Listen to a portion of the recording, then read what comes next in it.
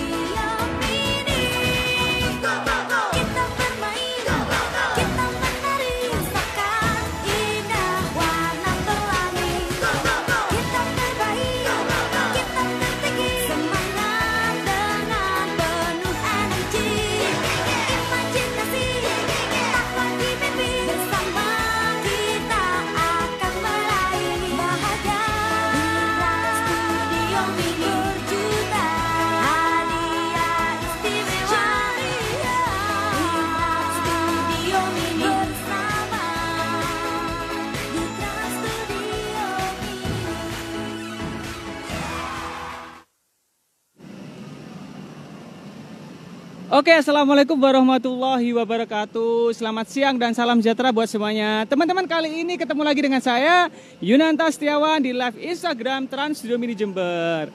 Tema kita kali ini yaitu cara merawat mulut dan gigi di era pandemi. Tentunya saya tidak sendirian.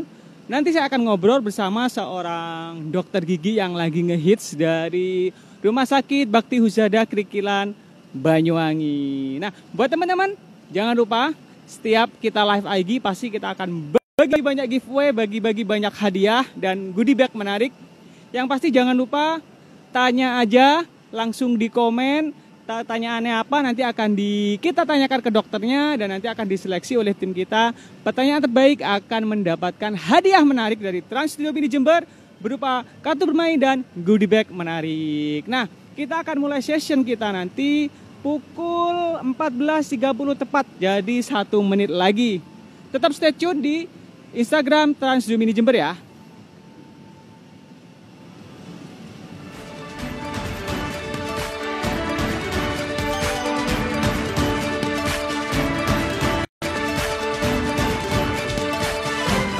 Oke guys, ini sudah waktu menunjukkan pukul 14.30, saatnya kita menginvite dari Rumah Sakit Umum Bakti Husada Krikilan Banyuwangi.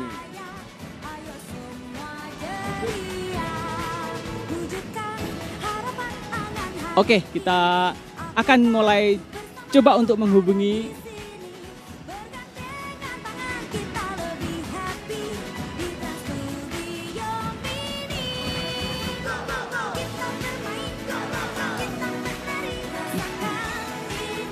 nomor 3 dari atas.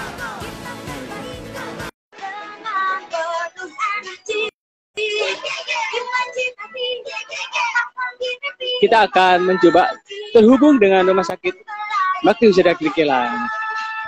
Oke teman-teman online, kita sudah terhubung dengan Rumah Sakit Bakti Husada Krikilan Banyuwangi. Untuk kayaknya tidak asik kalau kita nggak perkenalan terlebih dahulu ya. Nah, kali ini saya akan coba panggil salah satu dokter hit di sana sebagai kepala rumah sakit, yaitu Ibu Dr. Niluh Hendrawati. Selamat siang, Dok. Selamat siang. Dan juga ada Dokter Umi. Iya, Dok. Oke, ini dokternya lagi ngehits ya, karena dokter giginya lagi hits banget nih kayak yang di Banyuwangi ini. Iya. Oke, Dokter Niluh, bisa nggak diceritakan secara singkat tentang Rumah Sakit Bakti Husada Krikilan, serta yang menarik di sana ada apa sih? Bisa nggak sih, Dok?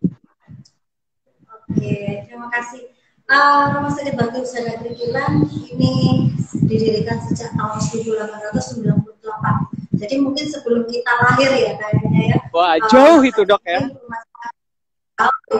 Rumah sakit yang pertama kali di Banyuwangi, kemudian rumah sakit ini beralih ke Pemikan dan juga menjadi Rumah Sakit Umum Bakti Husada Krikilan pada tahun 1966. Yang menarik di rumah sakit ini kita menyajikan konsep, yaitu konsep healing dan garden hospital. Jadi yang berbeda adalah konsepnya itu konsep kelab yang di sini. Jadi selain obat juga bisa berminat di sini.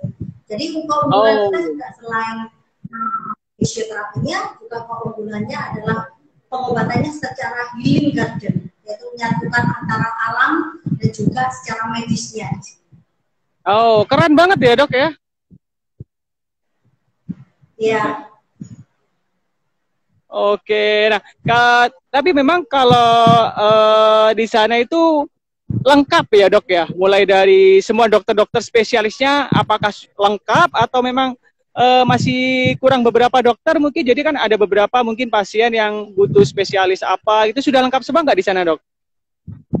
Insya Allah lengkap di sini ya. Jadi kita ada beberapa dokter spesialis dan juga beberapa rekanan yang bisa kami layani di Rumah Sakit Bakti Husada Krikilan.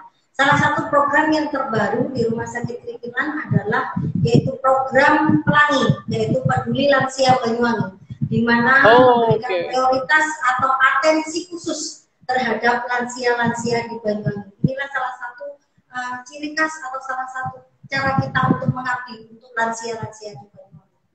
Oke, keren banget. Kita sekedar menginfokan, Dok, bahwa bagi teman-teman yang online, teman-teman kita yang online dan join di season kali ini, kalau punya pertanyaan silahkan diajukan aja, nanti ada hadiah menarik dari Trans Studio Mini Jember berupa kartu bermain dan goodie bag menarik. Dok, tema kita kali ini adalah cara merawat mulut dan gigi di masa pandemi. Ini kira-kira gimana sih, Dok? Karena kan mungkin banyak pasien yang takut ke rumah sakit karena ada virus corona, karena pandemi juga mereka takut keluar rumah. Tetapi di sisi lain mereka juga harus menjaga atau merawat kesehatan mulut dan gigi. Ini gimana, Dok, solusinya, Dok? Ya, kalau di Rumah Sakit Bakti Husada Krikilan pastinya kita menerapkan standar khusus ya.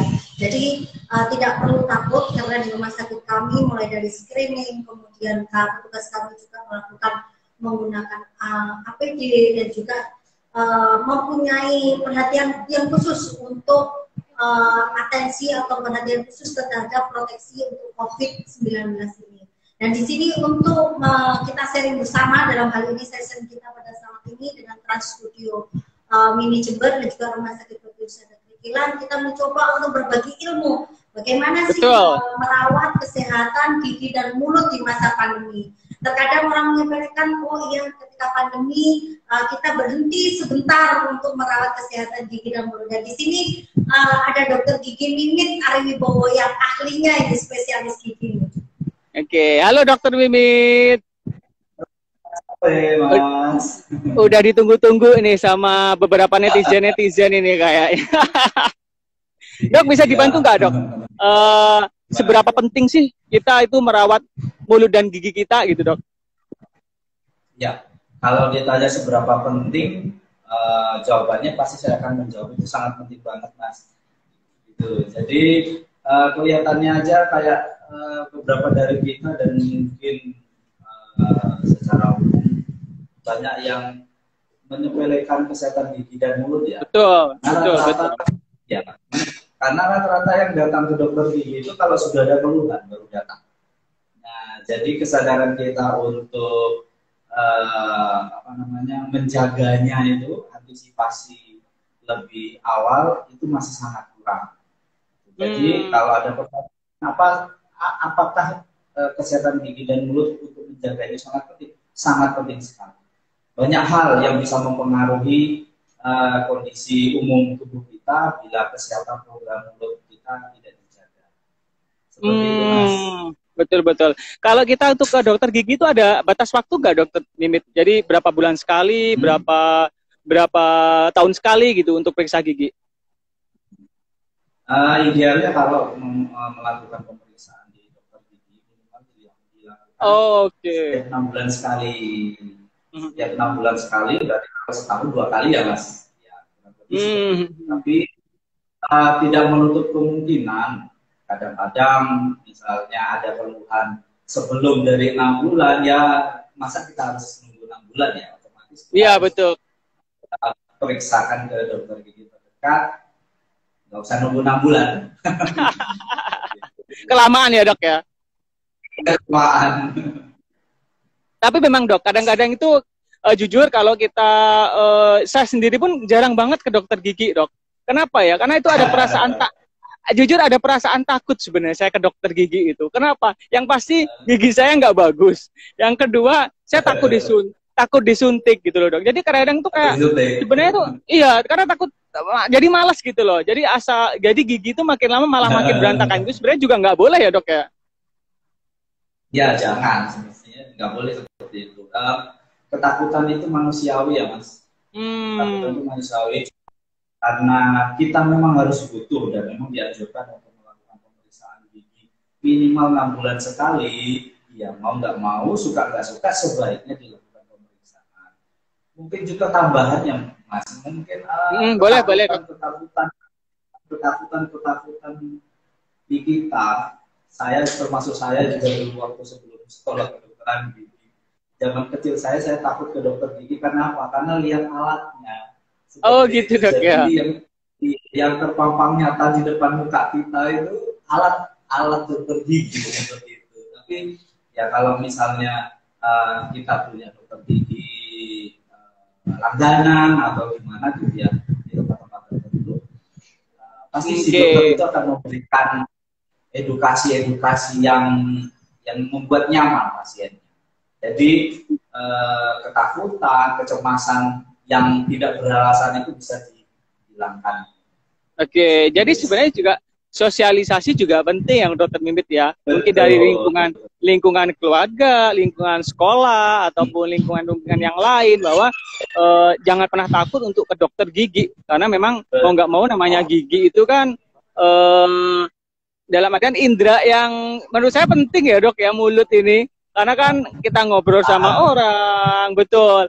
Kita ketemu sama orang setiap hari. Kalau bau mulut kan nggak enak juga ya, Dok ya. Betul sekali. Oke, Dok. Jadi kita ada titipan pertanyaan dari netizen kita nih, Dok. Jadi udah banyak banget yang nge-DM kita. Karena setiap pertanyaan itu akan mendapatkan hadiah dari kita. Jadi pertanyaan yang menarik itu akan mendapatkan hadiah kartu bermain di Trans Studio Mini Jember dan juga bingkisan menarik. Jadi buat teman-teman yang online sekarang kalau mau tanya silakan di komen aja. Nah, pertanyaan pertama dari Yuda, Dok. Dok mau tahu cara mudah merapikan gigi gingsul dan apakah harus dicabut? Nah, ini gimana, Dok? Gigi gingsul itu gigi yang tumbuh tidak pada tempatnya. Ya, yang seharusnya untuk pertumbuhan gigi yang normal itu gigi tumbuh sesuai dengan lengkung rahang yang benar. Cuma beberapa orang biasanya kadang volume giginya itu besar, sedangkan rahangnya itu kecil. Jadi tumbuhnya dia, tidak pada tempatnya, yang dinamakan dengan gigi gingsul itu. Pertanyaannya tadi, apakah dicabut? Nah, kalau saya menjawab, tidak perlu dicabut.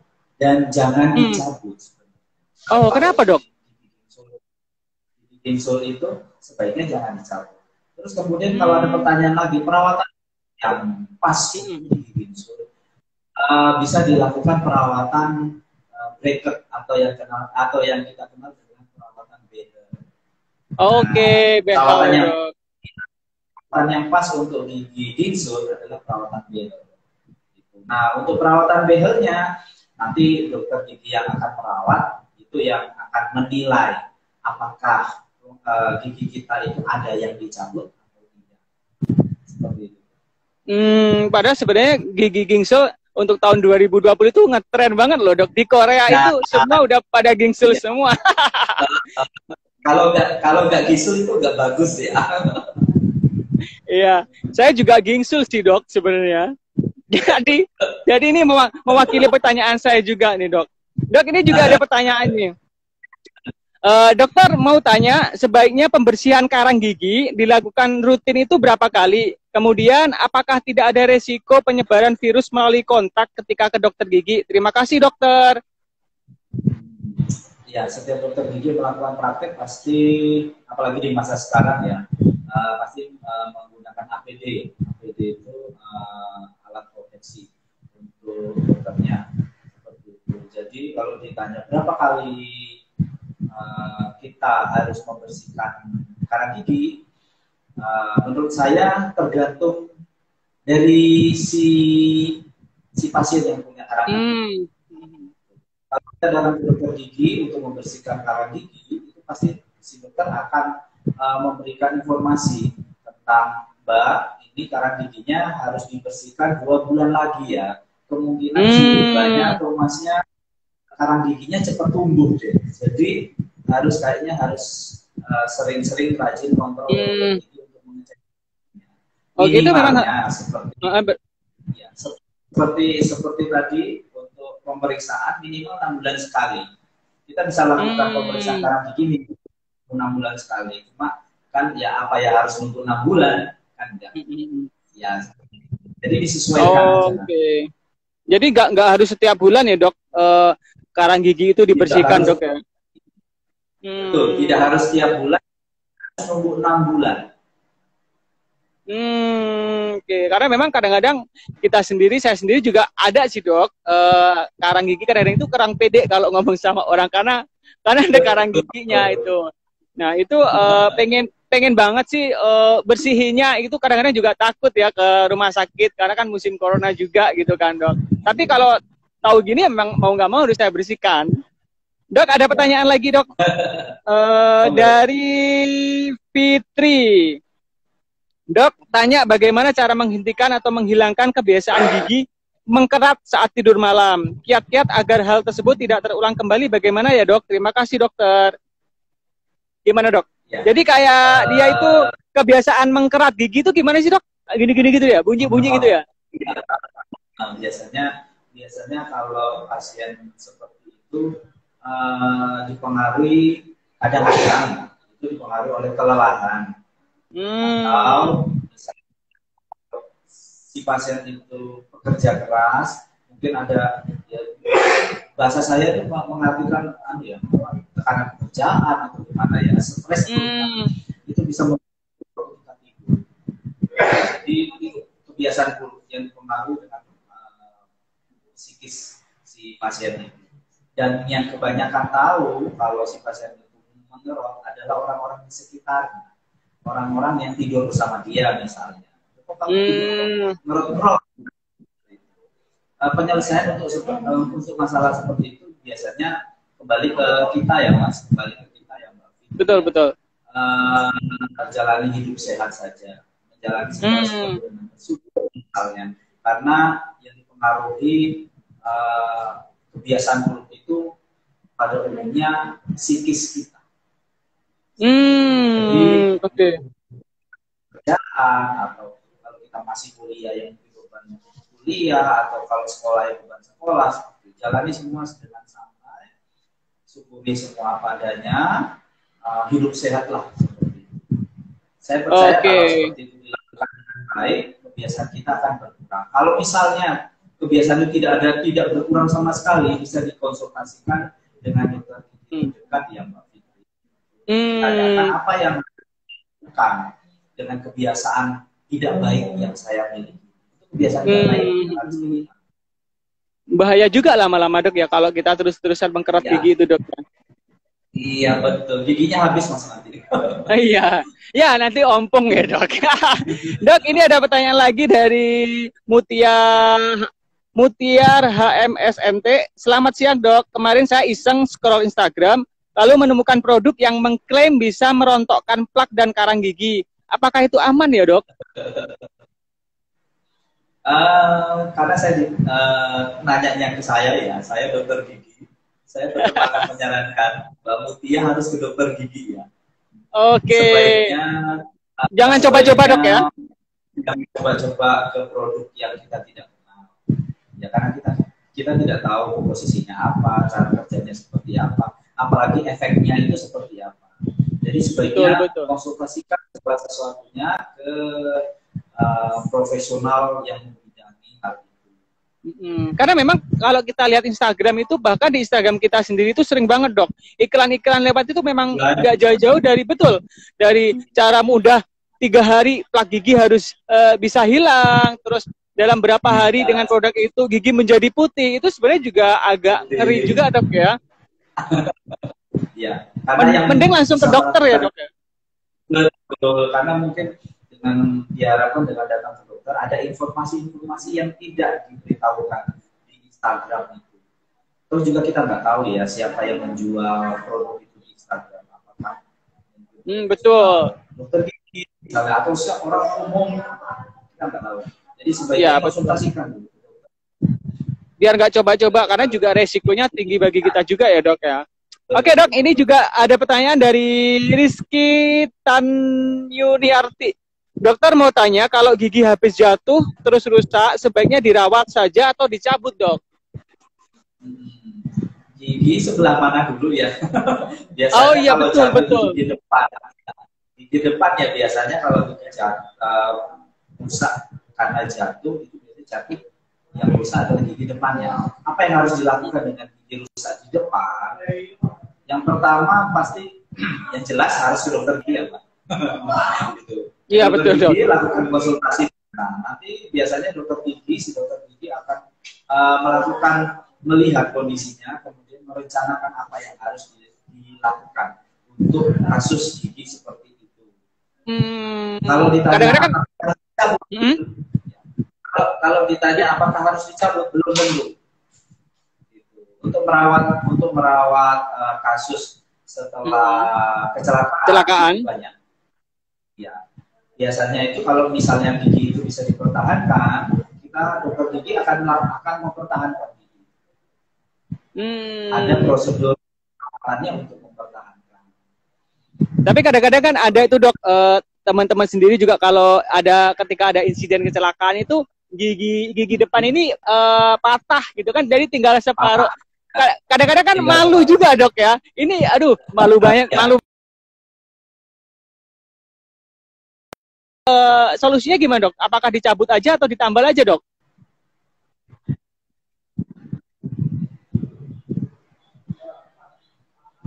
Ya, kalau kasus seperti itu untuk gigi yang patah, untuk mahkota yang patah, kita lihat dulu biasanya mas. Jadi si dokter gigi kalau misalnya ada kasus seperti itu ke dokter gigi akan melihat sisa patah giginya itu seberapa. Kalau misalnya patahnya masih baik, masih banyak, patahnya hanya sedikit maksud saya, itu bisa dilakukan penambalan langsung. Tapi kalau patahnya banyak, lebih dari setengah panjang mahkota, itu ada perawatan selanjutnya. Bisa dilakukan pembuatan mahkota tiruan, mahkota pengganti, atau bisa dilakukan perawatan dulu sebelum. Sebelum dilakukan mahkota itu dilakukan perawatan. Tergantung kasusnya. Oke, jadi memang tergantung kondisi gigi pasien juga ya dok. Kalau emang masih bisa diselamatkan, ya nggak perlu dicabut. Tapi kalau saya pasti malu banget itu dok. Aduh, cara kan kalau anak-anak muda kalau giginya patah nih, aduh, mending ditambal aja deh ini daripada dicabut. Karena kan kelihatannya, aduh, nggak bagus gitu loh. Dok, ini ada pertanyaan dari Anggistam. Dok mau tanya dong, saya sudah berumur 25 tahun, hampir masuk ke 26. Tapi gigi geraham paling belakang belum juga tumbuh. Apakah hal ini normal, dok? Gigi geraham bungsu itu pasti ya. Gigi geraham paling belakang itu bungsu yang dimaksud. Kita sebagai informasi, kita punya gigi geraham 3 ya Mas. Jadi siapapun mendengar gigi kita yang kita sebagai informasi, kita manusia itu sejatinya punya geraham 3. Cuma geraham ketiga ini atau dikenal dengan geraham bungsu kadang-kadang keluar, kadang-kadang enggak. Nah, buat Mbak Akista yang giginya belum keluar, bersyukurlah dia belum keluar. Karena kalau dia gitu, belum keluar, kadang-kadang keluarnya macam-macam kalau gigi itu keluar. Kalau gigi itu keluarnya itu baik, sempurna, itu baik, bagus buat kita, manfaat buat kita. Tapi kalau tumbuhnya tidak sempurna, tumbuhnya miring, apalagi bisa menimbulkan keluhan yang macam-macam, ya itu tidak nyaman sekali. Pasti akan tidak nyaman. Berarti nggak perlu khawatir juga ya dok ya, kalau misalnya ada gigi geraham yang belum tumbuh, nggak perlu khawatir ya dok ya? Tidak perlu. Yang dikhawatirkan kalau dia tumbuh, tapi tidak tumbuh sempurna. Nah, itu. Kalau menurut saya sih nggak apa-apa nggak tumbuh dengan geraham, yang penting gigi depan tumbuh aja ya. Takutnya gigi depan nggak tumbuh deh dok. Yang kelihatan mata ya Mas. Iya betul. Dok, ini ada pertanyaan dari Intan DRS WRI. Dok, mau tanya nih, suami saya kan suka banget merokok. Untuk menjaga gigi tetap sehat bagaimana ya? Kalau merokok itu sebaiknya jangan merokok ya. Oh iya betul. Pada dokter pasti gitu ya. Gitu. Salah dok. Salah tanyanya ke dokter nih. Kalau tanyanya ke saya seperti itu, saya jawabannya sebaiknya jangan merokok ya Mbak. Suaminya diminta kalau bisa jangan merokok, karena dengan merokok itu pasti sisa-sisa residu dari rokok pasti akan lengket di permukaan gigi. Ngeplak gitu dok ya? Yes, betul. Jadi kalau ada yang lengket di permukaan gigi, dia akan merubah warna gigi nantinya. Merubah dalam arti karena ketempelan. Jadi yang harusnya giginya warna putih bagus, putih bersih, dia akan kecoklatan, kekuningan, kecoklatan, dan itu estetisnya jelek sekali. Oh, itu juga gimana dok?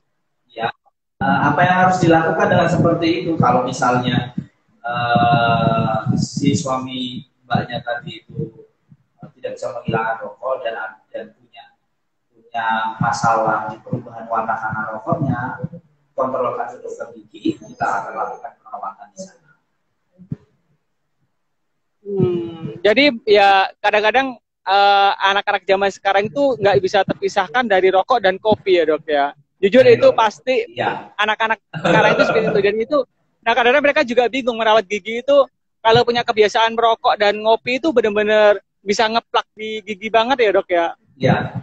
Iya, pasti mas, pasti. Kalau ada rokok pasti temennya kopi. Oke. Karena memang susah juga sih kalau memang udah kebiasaan. Tapi mending nggak usah ngerokok ya dok ya. Stop smoking, gaya hidup sehat itu lebih penting. Yes, betul, ya. Tuh. Dok, ini ada pertanyaan lagi dok dari netizen di belakang sana. Jadi dia tanya gini dok, mulut saya bau, padahal sering gosok gigi dan nggak ada gigi yang berlubang. Itu kenapa ya dok? Banyak hal yang bisa dilihat dari kasus seperti itu. Biasanya kita tadi di depan cerita tentang karang gigi ya mas. Nah, betul. Penyebab bau mulut adalah salah satunya adalah karang gigi. Jadi ada hubungannya ya? Betul. Jadi karang gigi itu kan layaknya seperti karang, cuma yang posisinya ada di gigi. Nah, permukaan karang gigi itu kasar. Jadi dengan permukaan karang gigi yang kasar, otomatis gampang atau menjadi tempat perlekatan sisa makanan, ludah kita, minuman kita, itu numpuknya di situ. Termasuk bakteri-bakteri yang ada di dalam rongga mulut bisa numpuk di situ. Nah, proses itu akan berlangsung dengan bercampur sudah di dalam situ. Ada bakteri, ada sisa makanan, itu akan mempengaruhi suasana di rongga mulut kita, timbullah bau mulut seperti itu. Jadi berarti ada karang gigi. Ya, jadi penyebabnya ada karang gigi. Ada juga disebabkan karena gigi berlubang. Yang banyak ngomongnya pertanyaannya giginya tidak ada yang berlubang. Coba dilihat, saya punya karang gigi apa enggak? Terus yang kemudian Yang kedua yang bisa dilihat adalah permukaan lidah. Jadi permukaan lidah kita itu bersih apa enggak? Nah, indikatornya bagaimana? Kalau kita tahu lidah kita itu bersih apa enggak, Dok? Coba dilihat kalau ada warna putih yang tebal di permukaan lidah kita, lidah kita kotor. Nah, permukaan lidah yang kotor itu mempengaruhi bau mulut, bisa menimbulkan bau mulut. Jadi sebenarnya banyak faktor ya, Dok ya, untuk bisa menyebabkan bau mulut ya. Karena setahu saya itu kalau gigi berlubang pasti bau mulutnya, Dok ya. Pasti. Kalau gigi berlubang pasti, Mas. Pasti. Mungkin perokok juga iya. Perokok mungkin juga akan bau mulut juga ya, Dok ya. Betul. Karena asap rokok Dok, yang panas itu bisa Dok, ini ada yang tanya. Dalam program. Ya, gimana? Oke. Ada yang tanya tentang scaling. Scaling itu apa ya, Dok ya? Terus masih menerima scaling nggak? Iya, scaling itu pembersihan karang gigi, Mas. Oh, istilah bahasa medisnya scaling ya, Dok ya?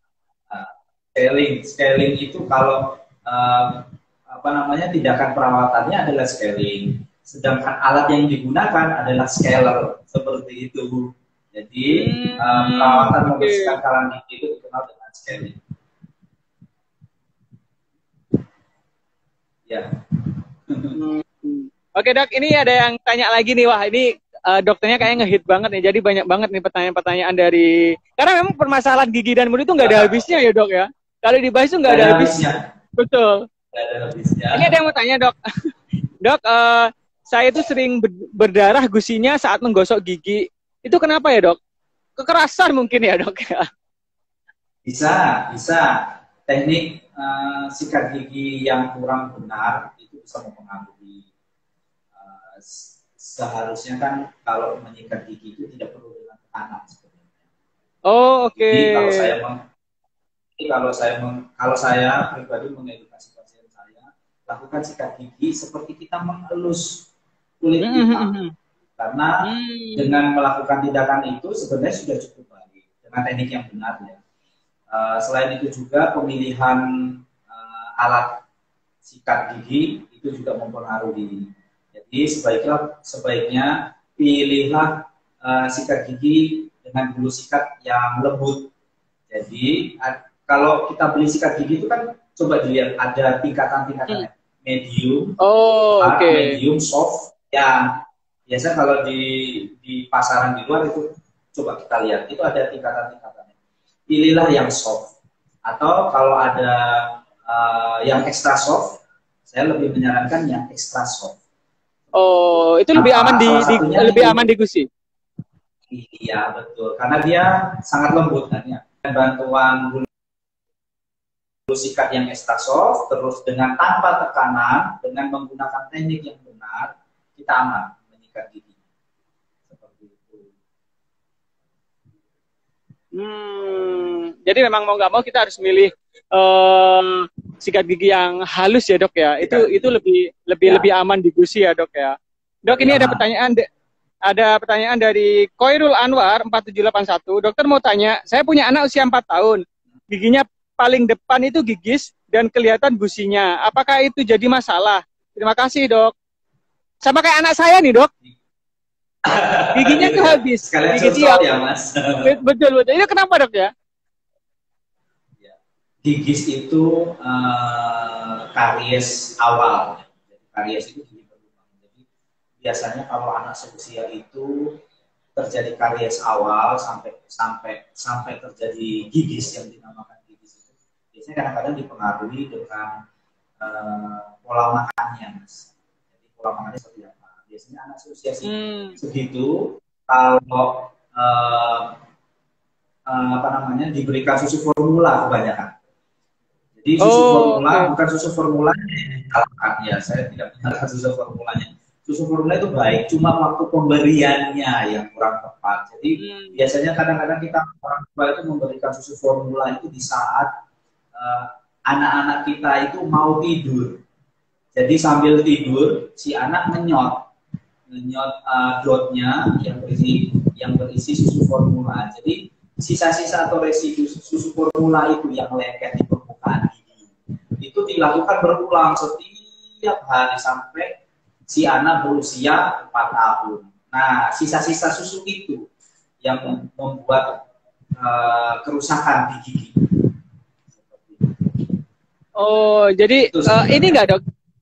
Bahaya nggak, Dok? Apa maksudnya nanti ketika dia besar dia tumbuh lagi nggak giginya atau perlu dicabut sih, Dok? Ya, biasanya kalau ditanya seperti itu dokter gigi pasti akan menjawab melihat kasusnya dulu. Jadi selama sebaiknya sih sarannya sebaiknya itu gigi susu ya, Mas. Jadi gigi susu kita sebagai informasi kita punya 2 macam gigi.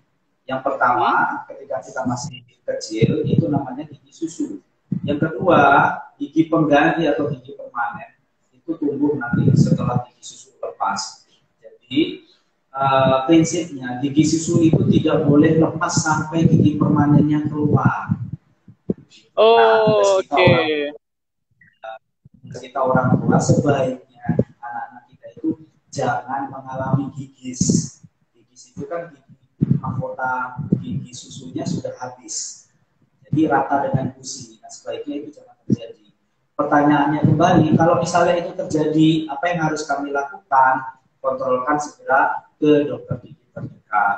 Konsultasikan di sana. Apakah gigi susu itu harus dicabutkan atau dibiarkan saja kan atau dilakukan perawatan untuk menjaga biar tidak ada keluhan di gigi susu itu, yang gigis itu. Seperti itu, Mas. Karena memang kadang-kadang saya juga takut juga ini takut giginya nggak tumbuh sampai gede kan, ngeri juga, kasihan gitu kan.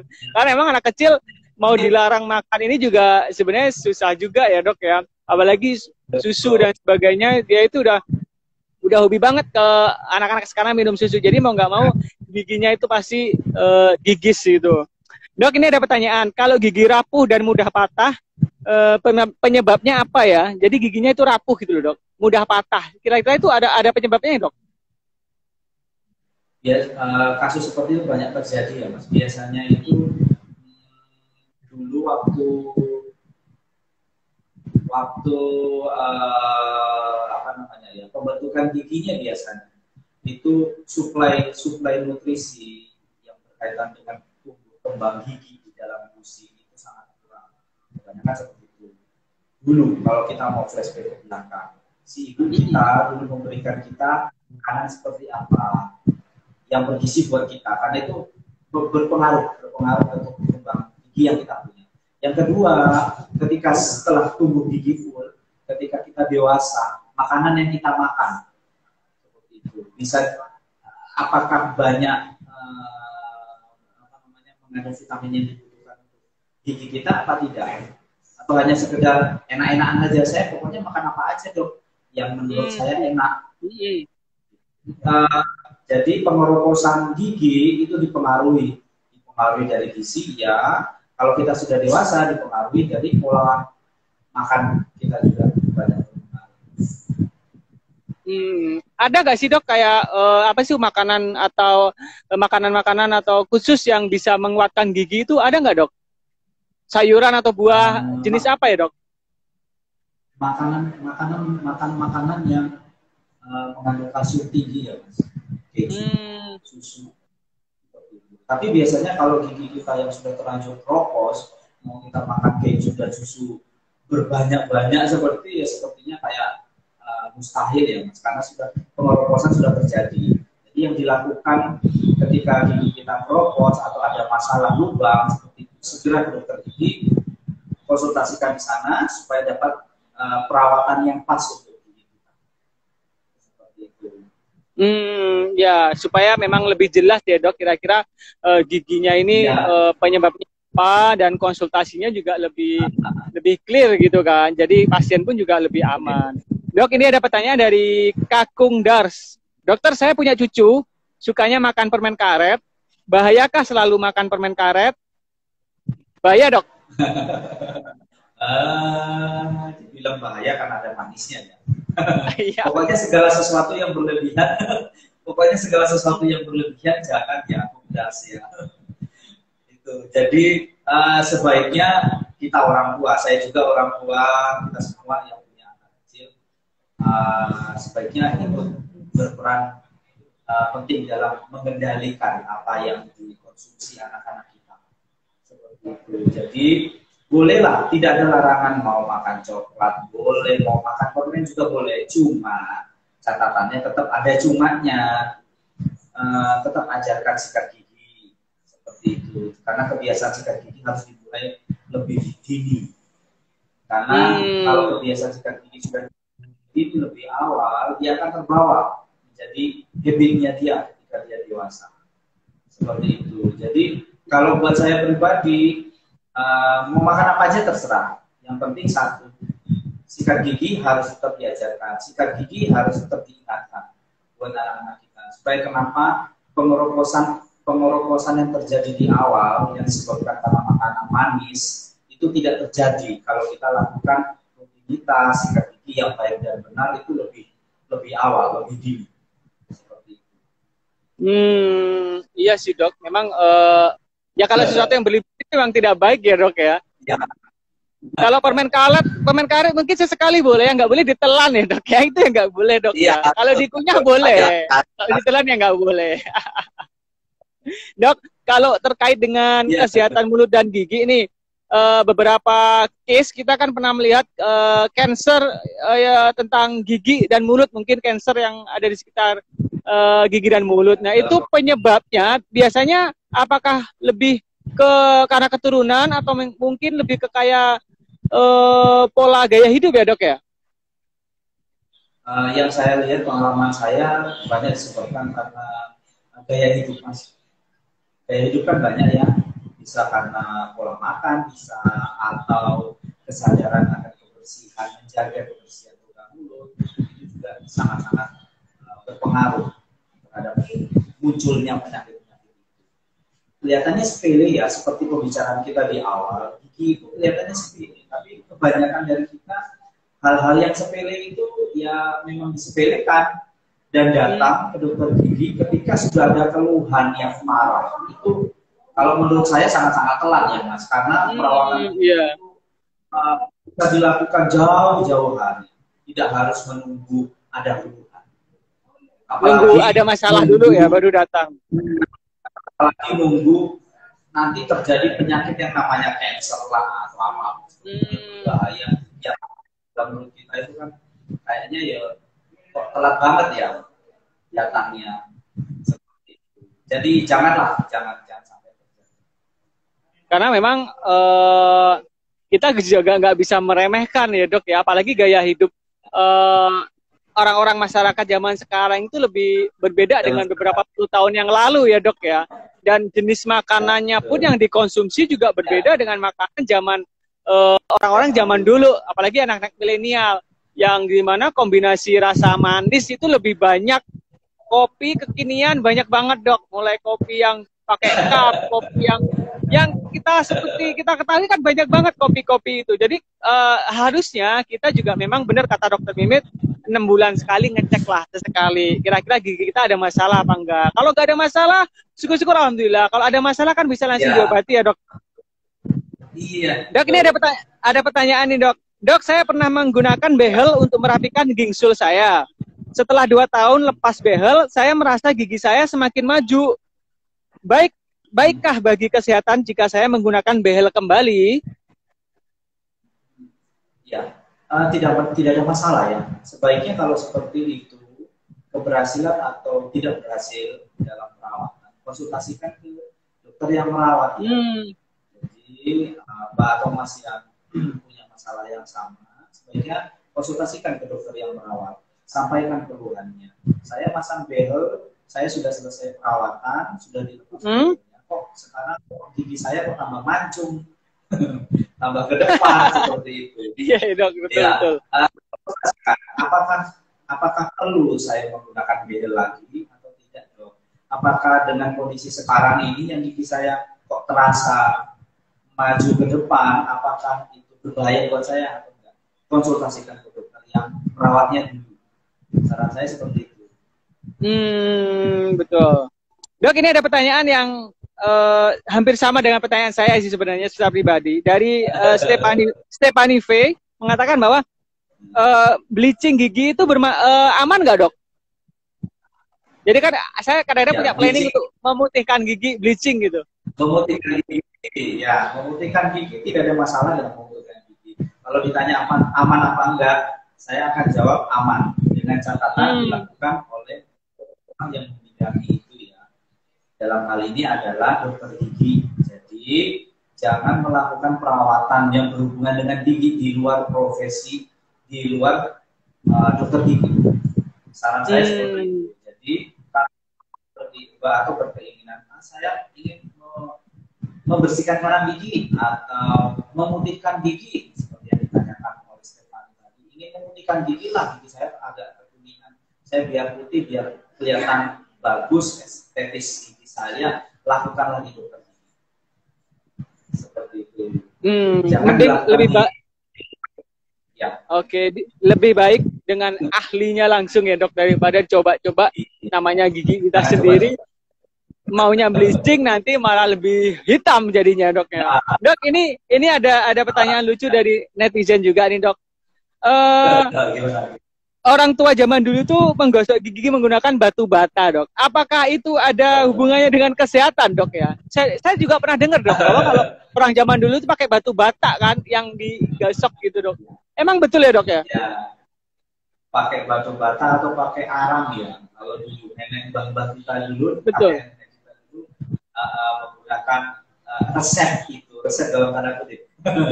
Ya, karena mungkin dulu tidak ada pasta gigi ya mas. Nah, sekarang seiring berkembangnya udah kan banyak pasta gigi, betul. Nah, nenek kita dulu kan tidak ada pasta gigi, jadi alternatif dulu untuk membersihkan gigi itu dengan menggunakan bata. Jadi guyonannya itu kalau kita di dokter gigi itu bata itu dibilang bataden jadinya. Jadi dibuat guyonan seperti itu. Jadi kamu tingkat gigi pakai apa? Pakai bataden. Saya takutnya gini dong. Ya, netizen tuh kadang-kadang kan agak sedikit julid ya dok ya. Kadang-kadang mereka juga lucu-lucu. Kalau takutnya mereka itu ya zaman sekarang sudah banyak pasta gigi lah. Takutnya kalau mereka percaya bahwa ya pakai batu bata itu bagus, takutnya tembok rumahnya tembok rumahnya habis dok. Batu batanya dipakai sikat gigi terus. Diambilin buat pasta gigi. Dok, ini ada tanya lagi nih mengenai gigi palsu. Dok mau bertanya mengenai gigi palsu dan pemasangan gigi palsu aman atau tidak dok? Apakah ada perawatan khusus? Ya, kembali lagi seperti halnya perawatan bleaching ya. Kalau kita berkeinginan atau misalnya kita kehilangan gigi banyak, kita kehilangan gigi dalam jumlah banyak dan ingin mengunyah dengan nyaman. Gitu. Kalau kita kehilangan gigi banyak, otomatis pengunyahan kita akan terganggu ya mas. Untuk sebagai konsekuensinya untuk mengembalikan kenyamanan kita itu dibuatkan gigi tiruan. Kalau ditanya aman apa enggak, saya akan jawab aman selama itu pemasangannya dilakukan oleh dokter gigi. Dokter. Jadi, kembali lagi seperti tadi ya, ke dokter gigi ke dokter gigi langganan kita, siapapun dokter giginya, monggo silakan ke sana, konsultasikan ke sana, nanti si dokter pasti akan menjelaskan karena pembuatan gigi tiruan itu banyak jenisnya. Nah, untuk mendapatkan gigi tiruan yang pas dengan kasus kita, itu kita harus konsultasikan sama dokter gigi yang akan melakukan. Seperti itu, mas. Tapi kadang-kadang di pinggir jalan tuh banyak banget dok tukang-tukang gigi gitu. Itu aman nggak dok? Banyak banget saya lewat kan tukang gigi. Itu profesi di luar dokter gigi ya mas. Karena nanyanya ke saya akan jawab monggo silahkan datangin ke dokter gigi. Duh, bagi netizen jadi jangan coba-coba kalau memang nggak ahlinya. Lebih baik datang aja ke dokter gigi karena memang sekarang juga semua sudah sesuai protokol ya dok tentunya dok ya. Ya. Jadi aman kalaupun mau ke dokter gigi. Dok, mengapa sebagian besar dokter gigi menolak pasien dengan tekanan darah tinggi yang ingin melakukan cabut gigi? Emang betul ya dok ya? Ya, untuk pencabutan biasanya kita akan lakukan pemeriksaan pendahulu. Biasanya seperti itu. Salah satunya adalah mengukur tanda-tanda vital. Tanda vital itu salah satunya adalah tekanan darah. Jadi dalam prosedur pencabutan gigi itu sebaiknya dilakukan pencabutan dengan tekanan darah yang normal. Normal berapa? Normal biasanya kalau kita untuk orang Indonesia itu pada umumnya 120 per 80 mm/Hg seperti itu. Jadi kalau ada pertanyaan lagi, saya di atas itu dok, boleh apa enggak? Monggo konsultasikan ke dokter gigi Anda. Kembali lagi ya dok. Iya, saya aman enggak dengan tekanan darah tinggi, misalnya saya punya tekanan darah tinggi 150 per 100, apakah boleh saya cabut gigi? Padahal saya ingin cabut gigi loh dok. Tanyakan ke dokter gigi Anda, apakah kriteria itu aman dilakukan pencabutan? Kalau ya, menurut saya, ya pencabutan dilakukan dengan tekanan darah yang normal. Normalnya batasannya kurang lebih 120 atau 130, bawahnya itu 80 sampai 90. Oke, jadi lebih baik konsultasi dengan dokter gigi. Ya, buat netizen jangan coba-coba mencabut giginya sendiri nih, takutnya kadang-kadang kan dikasih tali dong giginya, dijepitin di pintu, ditarik pintu, itu kan copot semua. Nggak satu copot tapi semua copot ya dok ya. Kadang-kadang netizen tuh lucu-lucu. Dok, ini ada pertanyaan lagi dok. Aduh, banyak banget nih dok pertanyaan. Cuma mungkin hampir sama dok. Selamat siang dokter, gigi bungsu saya menyiksa banget. Sering kena gigit di pipi dalam. Harus bagaimana perawatannya dok? Gigi bungsu seperti yang kita ceritakan tadi, kalau menyimak dari awal perjalanan kita punya 3 gigi geraham, gigi bungsu yang sering bermasalah. Gigi bungsu itu gigi geraham nomor 3. Nah, kasus si mbaknya tadi yang bertanya gigi bungsunya mungkin itu tumbuhnya miring ya, jadinya sering kegigit pipinya. Ya, jadi apa yang harus dilakukan dengan kondisi seperti itu? Banyak hal sebenarnya, bukan banyak hal. Ada 1 atau 2 perawatan yang bisa dilakukan, tapi perawatan itu dilakukan oleh dokter gigi, bukan kita pribadi. Kita pribadi sebagai si pasien itu hanya menjaga kebersihan lubang mulut kita saja sebenarnya yang bisa kita lakukan. Kalau ada pertanyaan lagi, loh saya sudah gigi tiap hari dok, tiap saat, lubang mulut saya bersih, gigi saya bersih semua, tapi kok sering kegigit, sering nyeri di belakang gigi bungsu itu. Lakukan konsultasi, segera periksakan ke dokter gigi terdekat supaya bisa direncanakan perawatan yang akan diberikan gigi itu. Karena perawatan biasanya untuk kasus-kasus tertentu.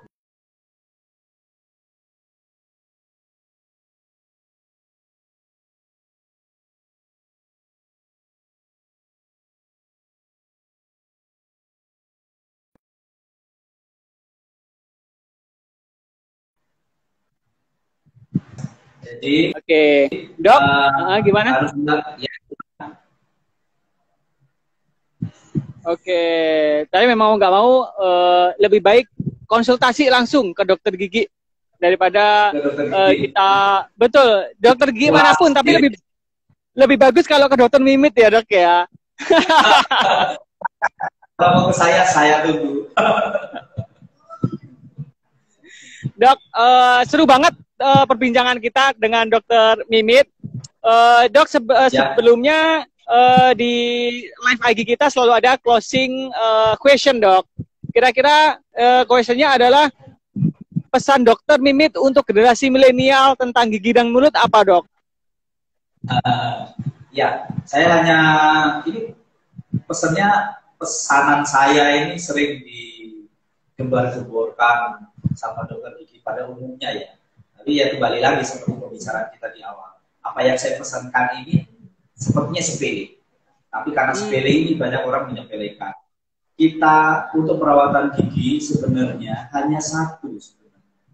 Rajin-rajinlah sikat gigi. Rajin-rajinlah sikat gigi dengan teknik yang benar, dengan cara yang benar. Seperti itu. Kalau kita sudah melakukan membersihkan rongga mulut kita, gigi kita dengan teknik yang benar, sudah aman. Minimal itu. Yang kedua, jangan lupa ke dokter gigi minimal 6 bulan sekali. Seperti itu. Lakukan rutin. Pasti saya yakin tidak akan ada keluhan kalau kita rajin kontrol ke dokter gigi. Oke, jadi intinya saya rangkum, rajin gosok gigi, selalu rajin cek kesehatan ke dokter gigi. Dokter Mimit, terima kasih banyak atas ilmunya yang diberikan hari ini.